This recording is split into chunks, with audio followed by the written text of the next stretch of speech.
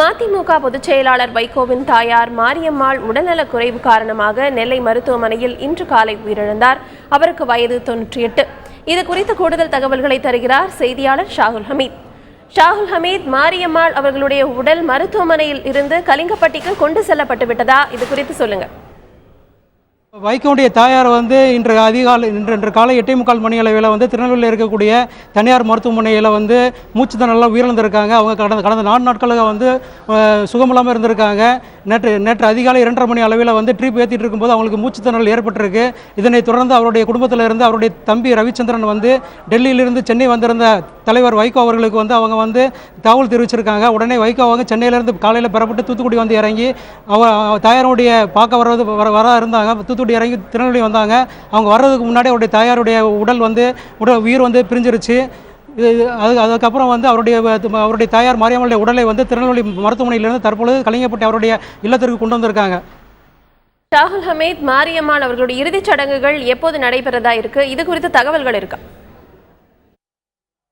அதாவது தாயார் மாரியம்மாளுடைய இறுதிச் சடங்கு நாளை காலை 11 மணிக்கு நடைபெறுவதாக இருக்குது. அவர்களுடைய மறைவை தொடர்ந்து பல்வேறு கட்சி தலைவர்கள் வைகோவை தொலைபேசியின் மூலமாக தொடர்பு கொண்டு தங்களுடைய வருத்தத்தை தெரிவிச்சிட்டு இருக்காங்க.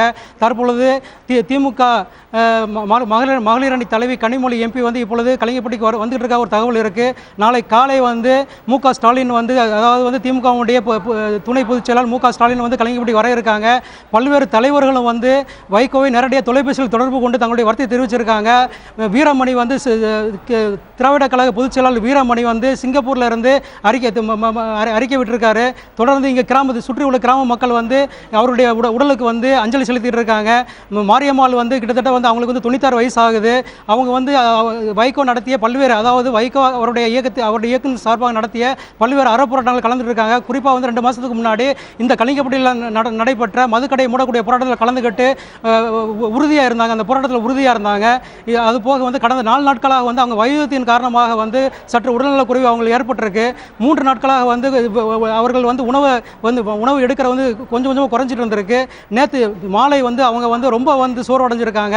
எந்த உணவு எடுக்காதனால அவருடைய வைகோடைய தம்பி ரவிச்சந்திரன் வீட்டிலிருந்து அருகிலிருந்து தனியார் மருத்துவமனைக்கு கொண்டு போயிருக்காங்க.